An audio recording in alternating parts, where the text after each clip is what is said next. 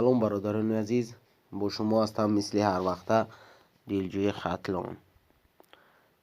درس امروز درباره قسم‌های ایلوواگی کامپیوتر، یعنی که به قسم‌های ایلوواگی کامپیوتر چی ها داخل می شوند. به قسم‌های ایلوواگی کامپیوتر داخل می شود فیلتر برقی. فیلتر برقی ظاهراً به نقل یعنی اودیویتل مانند می باشد و اساساً از 5 یا 6 لانه یعنی که رازویدکا و یک تکمچه عبارت می باشد. نام فیلتر یعنی 5 لانگی. شکلش این گونه می شود چون که در رسم می بینید. فیلتر برقی برای پخش نمودن لپیش های خرد جریان الکتریکی که به المنت های کامپیوتر ضرر رسانده می تواند پیش بینی شده است. یعنی که باز چی ها داخل می شود؟ داخل می شود بلنگویک‌ها، یعنی دینامیک می گوییم. بلنگویک‌ها اساساً به صدا درآوردن آوازها مکمل پیش بینی شده است. آوازهای صدا را بلنگویک خردی داخل بلوک سیستمی بوده نیز صدا داده می شود. یعنی که برای صدا برآوردن یگان ویدیو میبینیم یگان چی همون بلنگویک ها به همون خاطر هستند. یعنی باز چی ها داخل می شوند؟ داخل می شود پرینتر. پرینتر برای کاغذ چاپ نمودن معلومات های متنی و گرافیکی در کامپیوتر حاصل شده پیش بینی شده است. یعنی پرینتر برای چاپ نمودن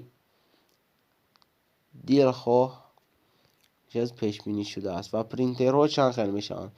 پرینترها 3 نمود می شوند. یکم پرینتر رزیلی برای صفت بلند داشتن، چاپی سیاه و سفید و رنگه، یعنی شکلش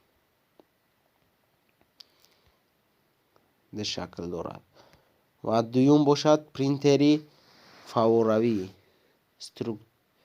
سترونی برای چاپی صفتی میانه داشتن، یعنی چاپی سیاه و سفید و رنگه، یعنی میانه تر. خب شکلش و باز سیم پرینتری متریسوی برای چاپی صفتی پست داشتن، اساساً چاپی سیاه و سفید، یعنی شکلش این گونه هستند. خوش باز برادران عزیز داخل می شود سکنر. سکنر یعنی که برای روبردار کردن یگان متن است یا اینکه صورت است برای همون استفاده می شود، یعنی که شکل سکنر. در اینجا معلومات بسیارتر داده است و ما همه خیلی کوتاه به شما معلومات میتیم که وقتی زیاد شما را نگیرد. پلاتر به مانند پرینتر بوده معلومات های متنی و گرافیکی را در کامپیوتر حاصل شده به کاغذ میبرارد، یعنی که شکل پلاتر. باز جایگیر است جوستیک.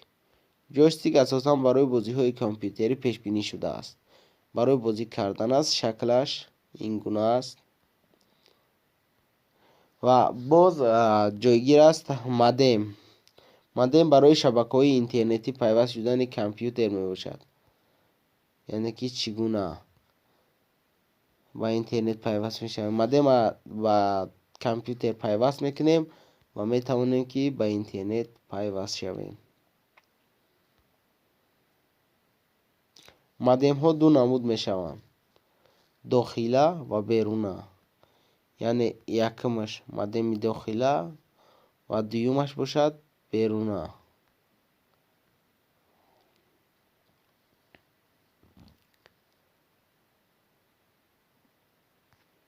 باز جایگیر است برادران عزیز OPS برای با برق تامین نمودن کامپیوتر، یعنی که کامپیوتر را با برق تامین می نماید. شکلش